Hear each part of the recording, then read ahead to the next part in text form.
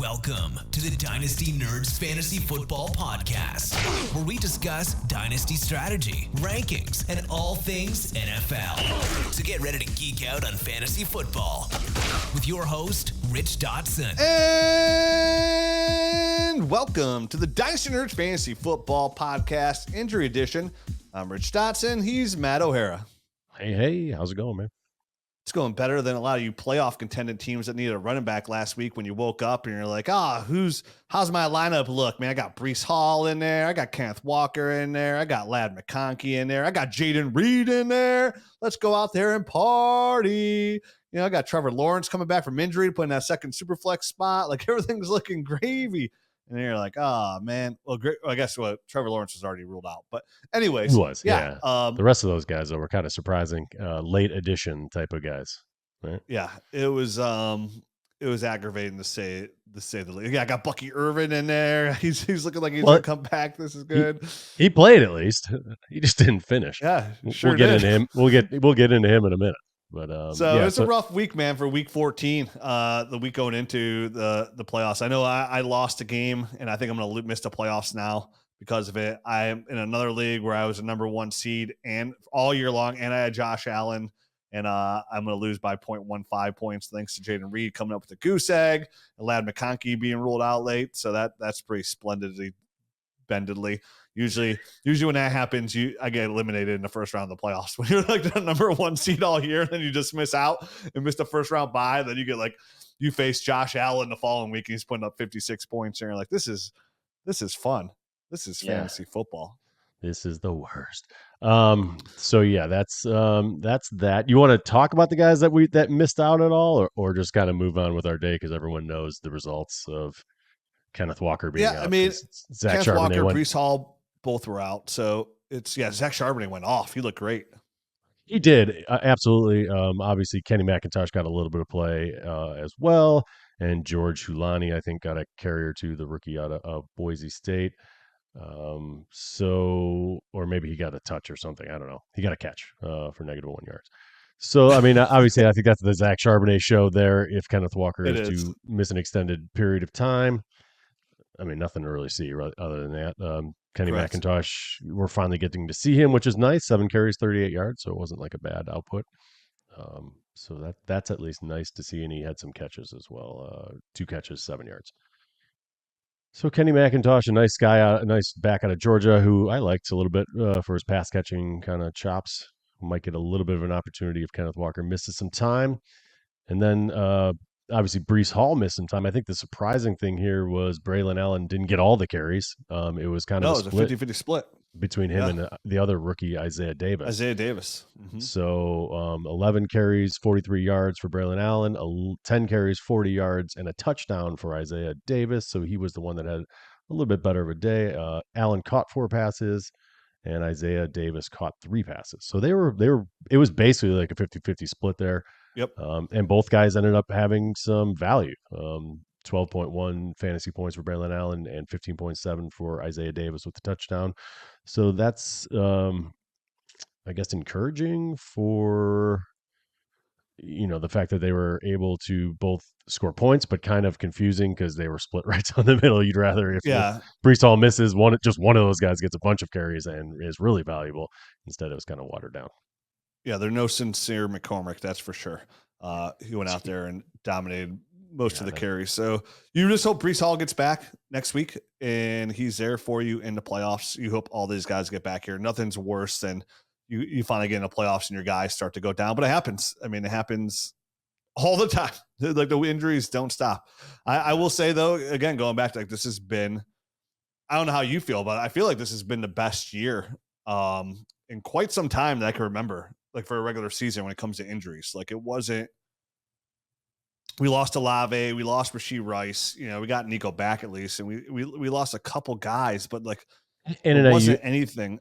Brandon Ayuk, Rice, Ayuk, Marquise Brown was lost, Stephon Diggs, Godwin, Christian Kirk. Those are the big name guys that are gone and kind of for IR purposes, for the year basically. So Christian McCaffrey, J.K. Dobbins. I mean, but J.K. Dobbins was a hindsight one. But usually, yeah, I mean, at least at receiver too. Like you could afford, like that's the biggest position you could absorb a loss is going to be receiver. It is absolutely. And quick note on Dobbins, I did hear on the telecast that that's more of a precautionary type of IR move, and he expects to be back right there for week 17. As soon as he's able to come off IR, he expects to be back and playing. So I heard that on the TV. I was like, you might get some championship kind of boost if you're able to get there without him. Yeah. So. Well, it'd been nice if you could have just now put him on IR and maybe give him 3 weeks off instead of 4. I could use you in the championship game, but it is what it is. You know what I mean? Like I got a lot of J.K. Dobbins shares. It's part of the game. You know, injuries are part of the game. Your roster can look as good as possible, but you just never know. So who else got hurt this week? We lost some quarterbacks, lost some more running backs. Let's get into the guys this week. Let's start at the top with the quarterbacks as usual. Aiden O'Connell went down in this game, carted off the field with his left leg in an air cast. This sounds like an IR. He's out for the year. I think they already said it. He's done. He's out for the year. Yep. And so Desmond Ritter is the guy that came in. Listen, I don't know if there's much of a difference between Ritter and him, to be honest. I mean, Aiden O'Connell was 11 of 19 for 104 yards and interception. Desmond Ritter, 12 of 18, 101 yards and no touchdowns, no interceptions. So, I mean, I don't yeah, these guys are the same freaking thing. You don't want to have to do, you don't want anything to do with either one of these guys. Michael Mayer, 7 catches, 68 yards. Jacoby Myers, 7 catches, 67 yards. Brock Bowers is finally getting held down a little bit. 3 catches, 49 yards in this contest. So, I think Sincere the coverage. McCormick was really the guy that kind of emerged as a surprise out of this, as somebody that, who knows, he might be fantasy relevant down the stretch just due to the fact that the other running backs there are injured. I started him in 3 leagues. 3 different leagues I started since. I was really close to starting him over Kareem Hunt, and I really wish, obviously, that I did. That was a mistake. Yeah, it was. But who knew? How was I supposed to know that he was going to get all the carry? You know what I mean? I felt pretty good about it. Yeah, obviously you did. I wish you would have told me the secret. But no big deal. It's a 5-point difference. I don't think it's going to make a difference in my fantasy lineup this week, but it can make a difference in other people's lineups. So at least definitely the biggest news of the week. Yeah, if both those guys are out again, Sincere McCormick, I think, is a viable guy going forward. They seem to want to feed him. He looks like kind of the best of the rest, or the best of whoever's left over here, at least. So who knows how that's going to play itself out. Have fun with Shadur Sanders next year, and hopefully you can turn this around. That's the Raiders are. It's either them or the Giants with the first overall pick. So yeah, they're hot mess for sure. Good luck with all your future endeavors. Yeah, absolutely.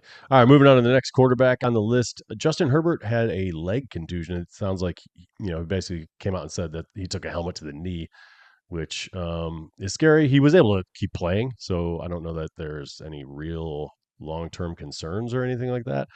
But obviously, Taylor Heineke is the backup there.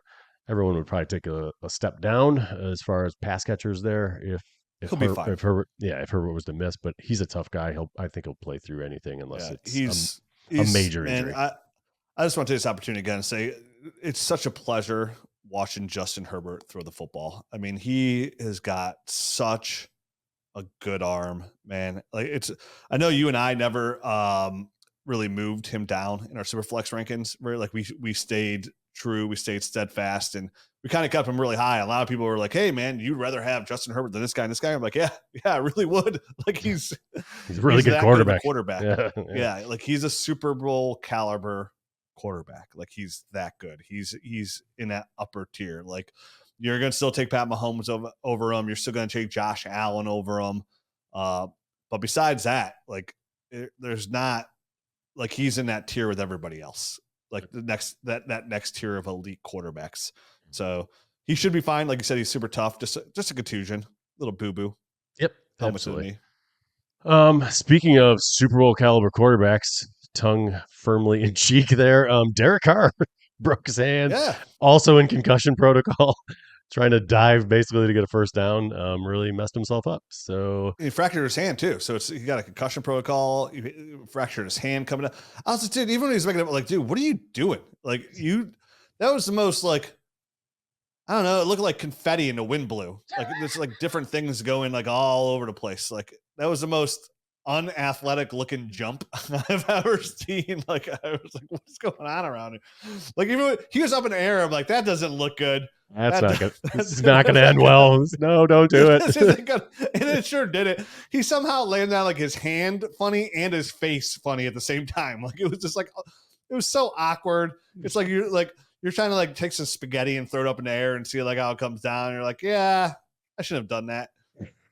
So his backup Jake Haener and Spencer Rattler, right? I mean, those are the backup guys there. Who cares? It doesn't matter, right? What a disaster New Orleans has finally become. This is what I envisioned years ago when I said, listen, this team is going nowhere fast. I would say though, it's time for them to hit the reset. Injury, Juwan Johnson had a good game. He looked good, and he did. So to come over, Marquez Valdez-Scantling is their number one receiver. Like, so they're like, if you're looking for like, hey, playoff pitcher, like, I mean, that's what we might as well be talking about here, right? Like Derek Carr's dynasty long-term, he's on the bottom rung of Superflex. Still holds some value because he's a quarterback. Rattler, Haener, no value. You're right. This team is a hot mess when it comes to cap. But I mean, for the playoff run here, looks like with Taysom Hill out, Juwan Johnson and Marquez Valdez-Scantling as like your fourth receiver in a flex spot if you need one. I know I need one in our original Dynasty League. I'm starting MVS there, getting like 9-10 points. He's seeing about 35% of the target shares there from the receiver position. So he's definitely a viable option. But he led the team again in targets. Yeah, so 7 targets. He led the team. Juwan Johnson, Alvin Kamara, and your boy Kevin Austin. We're all tied for second with 5 EPs. So yeah, they're really. Kendrick Miller's back. He got the goal line carries. That was kind of. There's no more doghouse for him to be in because the house got blown over. So that's true. He's free. Yeah, he is free. He's out of the doghouse. Yep, he scored a touchdown. I was in the car for that one and I heard it, and they made it sound like he kind of pushed his way in a big scrum. So I didn't actually see that one, but good tough running by Kendra. Finally, we got to see a little something. All right, moving on to the running back position. Speaking of Kendra Miller, this was a tough one, right? Jonathan Brooks, knee injury, non-contact, same knee as the ACL injury. This has all the feelings of a re-injury. Obviously, we're gonna have to wait to hear what happened. Hopefully, it's not as anything serious as a full tear of the ACL again. Hopefully, it's just something. It didn't look good. Hopefully it's just something else, maybe a meniscus or something goofy like that. Who knows? Yeah, nothing like having a I feel bad. Draft class and tons of talent loaded in there, and then you come away with a lot of Jonathan Brooks shares. Like I have a lot. I have got one, and it's a league where it's a brand new league last year, so it's all right. I'll recover. I moved off of one. I can't remember the trade I just made recently. It was a recent trade I made. You said it on the podcast that as soon as Chu signed that deal, you shipped him off in the league, right? Yeah. So like, and listen, Chuba already signed a deal, so it was a timeshare back. Chuba's looked good. He had another good week here, but I mean, you do feel bad for Jonathan Brooks. Now I saw him go for a second this morning in a league. Somebody shipped him off in one of my leagues for a second. He's like, hey, anybody want Jonathan Brooks? I'll take any second for him. And he went.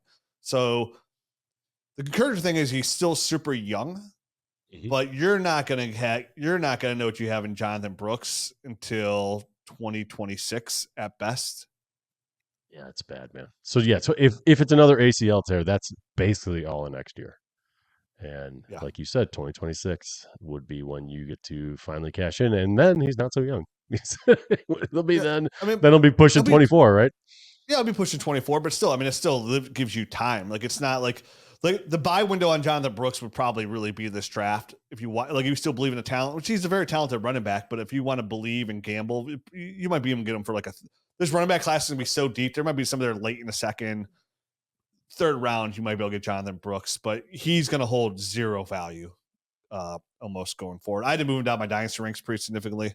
I feel bad for the kid. These are the ones that really really, it kind of reminds you of like J.K. Dobbins starting his career. You know what I mean? Like it's where he's kind of like off to. It's like, oh, dude, you get out there and you get hurt, and then you get out, then you get back out there, and then you get hurt again. You're like, oh no. So hopefully this is something he can overcome. And sometimes patience is a virtue, just like with J.K. Dobbins. That's what I was kind of think of. Like it took you, 4 years, but for all those that held, you got a good return for most of the 2024 season. So not a cut, not a wash yet, but another ACL tear, non-contact in the same knee is not what you want to see. That could have long, like he might at the same time, like he might never be a guy ever again. That's fear for me. If it is an ACL, that it's just he's never going to get back to who he was before the injury. So that's a bummer. And I guess on a related note, obviously Chuba Hubbard's the starter there, but Raheem Blackshear was the backup behind Brooks. He also went out of this game. He had a chest injury, had to be taken to the hospital. Was able to fly back with the team, but really it's getting thin there. Chuba Hubbard is the guy there. They also signed Imani Bailey, the rookie running back, to their practice squad. Chiefs. Yeah, drafted by the Chiefs. So he's one of the running backs that we kind of liked his tape. Like we were like, oh, this isn't too bad. Like of all those like running backs at the bottom, we're like, oh, let's, if I got to take one of these guys that has a long shot, like give me Imani Bailey. Yeah, and he was not drafted. He was an undrafted guy, but he did start the year with the Chiefs out of TCU. Yeah, yep, no big deal. So just a guy to kind of monitor, maybe put on a watch list, or if you have an open spot, pick him up. If you're looking for somebody that might get a couple of carries, I don't know. He's not going to be playoff relevant. It's going to be mostly Chuba Hubbard just getting more carries. Yes. So let's move on to the next one. Travis Homer was kind of filling in for Roschon Johnson, who missed some time with a head injury, and he picked up a head injury. Yeah. So really, that team's pretty beat up at that position. DeAndre Swift, I don't think, is 100% with the quad injury. So, nope. Roschon's got a head. Travis Homer's got a head. Darrington Evans is the other guy on the roster. I would imagine that Roschon Johnson's able to clear concussion protocol and kind of come back this next week. So Travis Homer had a little flash in the pan of relevance and is now relegated to backup duties again, I would expect. Next guy up is Isaac Guerendo for the 49ers. This is a foot injury. It sounds like they're going to have an MRI, but it doesn't sound like they're too worried about it, right? Yeah, the report came out, like I think right before we started the podcast, that the 49ers are not worried about his foot injury. But Patrick Taylor is going to be the direct backup there. He's the guy that got most of the carries out there. So if there's somebody on the waiver wire, you can pick up Patrick Taylor. They did sign Keyshawn Vaughn. They also got Izzy Abakanda in there as well. But Patrick Taylor, if they're not worried about it, it'll still be Guerendo, who did score. If not, it'd be Patrick Taylor. Guerendo, obviously any running back in this scheme is going to produce some fantasy football relevance. So it's definitely worth picking up all the Keyshawn Vaughn, Izzy Abakanda, Patrick Taylor, like all those guys just to pick up on your roster. If they're on a free agent, just because if they have a chance to play, then they will be relevant to the point where you can put them in your starting lineup. Like if you're like I would start every one of those guys over if they're the guy over DeAndre Swift, for example. Exactly. Yeah, absolutely. Nick Chubb. Anybody? I started them all over Nick Chubb too. Yep. Guys like that, guys that are just like not coming out there. And it's what you get late season pushes. Guys like Sincere McCormick, Patrick Taylor, Xavier Quendo that will be literally potential to win you a championship. Like we talk about it, before the season, like when you get in your draft, once you get past the third round, like you're better off just drafting all the running backs, right? Like just they have them all and they're easy flow instead of having like your 8th or 9th receiver that you hope to pan out. Like just load up on these guys because you never know when it could turn into a situation late in the season where they had the most likely value jump of any player. You take a guy in the 4th round, all of a sudden becomes a starter for 2 weeks, you're getting a 2nd, 3rd round pick, or even another shot in the gun. So yeah, San Francisco, definitely a situation to monitor. Hopefully Guerendo can come out here and help some guys because he was a drafted guy. Obviously the combine, he had a really good combine, but super fast. Yep. Yeah, super fast. So, and then who's the last guy? The most devastating one here. Yeah, last guy up is Bucky Irving. Obviously, he kind of came into this game a bit banged up, was able to play, and then only had 4 attempts, 3 yards, and a catch for 15 yards before he went out with a back injury again and didn't return. So Bucky Irving had a rough week if you were, if you had to start him. You got 2.8 points in PPR, so that was rough. Obviously, Rashad White played well in his absence, 17 carries, 90 yards, and a touchdown, Yep. and had 2 catches, 19 yards, and a touchdown. So really, I think proves that he's still fantasy good. He's still good for fantasy purposes. And he really was, even with Bucky Irvin. Even when Bucky Irvin looks better and performs better, Rashad White still gets it done because he's catching passes, he's doing things like that. He's getting enough action on the ground. So I mean, Bucky Irvin misses any time. This is an easy fire him up type of situation for Rashad White.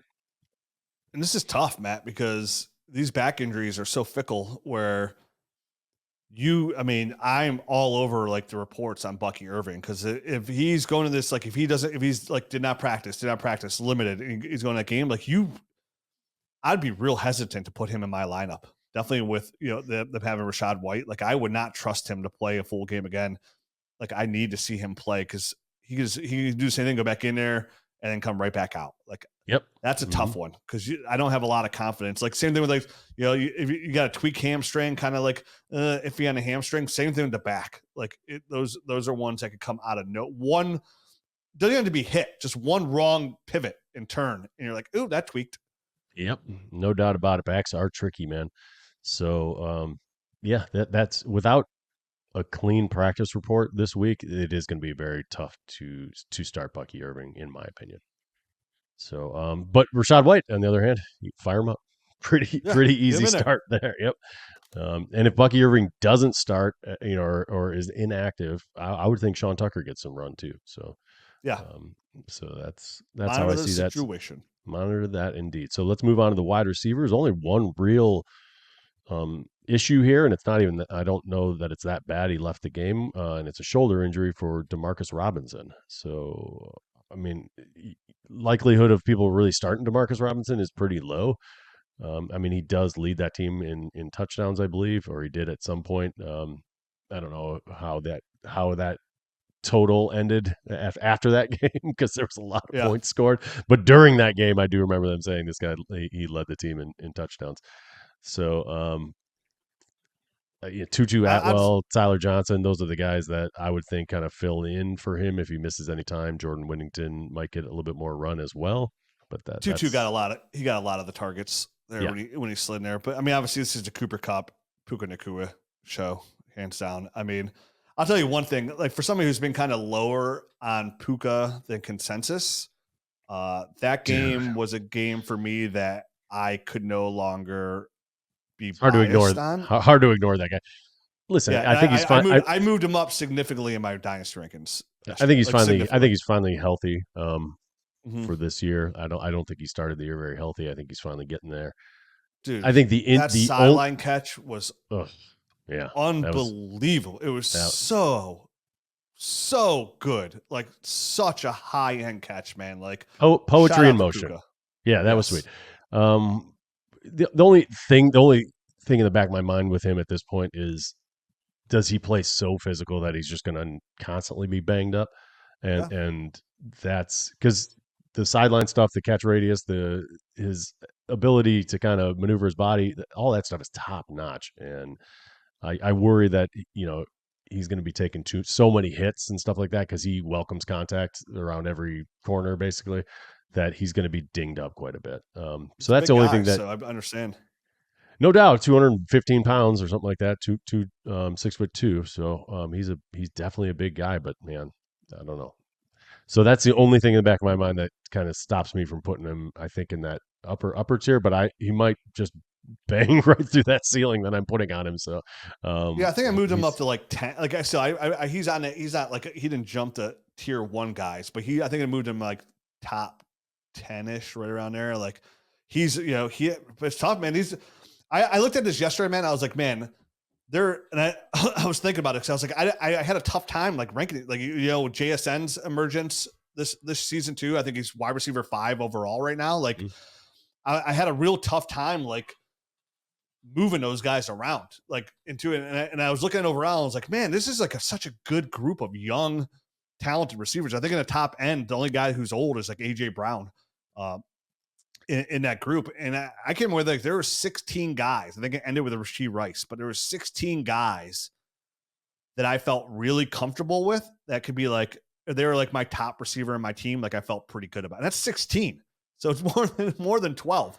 And I think I moved Jaden Reed down the lowest, down to that 6. I think he's not even part of the 16, maybe even out for a guy who I've been super high on and still love him. But like, yeah, right. He started off super hot, but he has cooled quite a bit. Like 5 out of the last 7 games has been over 10 points. Like it's been real. Like he even got out targeted and out snapped in another game by Christian Watson. So it's been depressing. That is the biggest gamble with Jaden Reed, is all the other targets go around, with Tucker Kraft being heavily involved as well too. But wow, I mean, Puka, JSN's emergence, and then you got other guys that like by name value are still really good. Even like the Garrett Wilsons out there. Like, where do these guys move up to? And Rashee Rice will be back next year. It was one of those things I was looking at. I was like, man, this is a good core of receivers. So it just makes you feel more comfortable, like in your startup draft, basically, if you're doing some startups this offseason, about grabbing that young running back, right? Like making sure you get a Bijan, Devon Achane, a Jahmyr Gibbs, a Breece Hall, like just get one of those guys, because then for sure you can come back and get a receiver that you feel very comfortable with. No doubt about that, man. I think that's a pretty wise strategy at this time in fantasy or dynasty startups, because like you said, there's just so much depth at that wide receiver position, specifically with young talented guys, that you can probably take that gamble. All right, so anyway, getting off of startups, getting back onto this injury show, let's finish this thing up. Will Disley, tight end for the Chargers, went down with a shoulder injury, left the game, didn't come back in. Tucker Fisk and Stone Smart are his backups. I don't know if there's really much to see there. No. Smart came in, made a couple plays like almost immediately. Yep. But then it was done for. Once Lad McConkey comes back, he'll take those targets away. I mean, you would Quinn think Johnson so. Rebounded. He did. He caught some balls. I also saw him drop some stuff as well. Yeah, but some of those, I mean, to be fair, like some of those, I told my son at one catch, I was like, the one down the sideline where he got a hand on, I was like, a really good receiver would have caught that. Right. That's the thing. If he was really good, he would have got him. He didn't. Yeah. He also had a fumble. A couple were tough. He had a fumble. He had a fumble that wasn't a fumble, but was a fumble. Yeah. It was not called a fumble, but it probably was a fumble. So, it is what it is. I think Quentin Johnston is going to be a kind of up and down player from week to week. When he figures it out and doesn't make a bunch of blunders, he'll produce. And when he doesn't, another Gabe Davis on our hands. Yep, he'll look awful. So that's it for today's injuries. So not too bad. Obviously, we'll update you throughout the week if more news trickles in about guys. Sometimes that stuff kind of comes in a little slowly, or if anyone gets injured on this Monday night game. Yeah, and we got to talk about how much longer we're doing this show. Yeah, right. Are we going to do this in the playoffs? I mean, I don't know if it serves a purpose, really, because I mean, anything we could kind of hit on a regular show for the most part, but like, the playoff teams are starting to like they have it down. Next week starts playoffs for fantasy for sure. So yeah. So this might be the last injury show of the year. It might be. All right. So signing off. I don't know. I just don't know. I just don't know if it makes, you know what I mean? I just don't know if it makes even sense. Like, I think if there, I think if there are real injuries that we could discuss stuff about, then I think it's worth having. But if not, then I'm down. I mean, I have nothing else to do, so this is my job, so it's fine too. I wasn't trying to sneak out of it, but like the best advice I would say is like once you're in the playoffs, like you have your guys, you have your depth. Like there's not like, you're not going to make a trade. You're not like you probably have a backup that's better than Sean Tucker. You got somebody who's better. Like I mean, like a lot of these guys that we talk about, it's not really relevant, and it like we're like, oh, Derek Carr is hurt. Like, okay, you probably don't even have Derek Carr. You know what I mean, in the playoff team. So we'll figure it out. We'll talk about Leave Rich a comment if you want this show to continue during the playoffs. At Dynasty Rich, you can hit me up that way. Yeah, I mean, honestly, I just don't know if it really serves a true purpose for what it's designed to do. Like it's the show, we decided to do it early because we spent, obviously every show we do is a half hour. We spend a half hour on a regular show talking injuries, and like we couldn't do our regular show. So we want to do this because like a lot in season, this is important. Like guys on your waiver wire, guys that put in your lineup, and we kind of talked it out and how it affects everybody else around it. This show's gone. I had a fun time doing the show for the first year. Like I thought it really held some purpose here. So in case we're not back next week, it was fun. We will be doing this going forward. So we'll be back next year. It's a nice little Monday show, and maybe we'll spill some time going forward, some other random shows like those Talking Dynasty shows slipping in here. But in case we're not back, it was a great 24 season. Like I said, one of the healthiest ones I've seen. Good luck to everybody in the playoffs, but we'll still be back doing our regular show this week. We got more coming for you. Lots more coming. No big deal. Adios.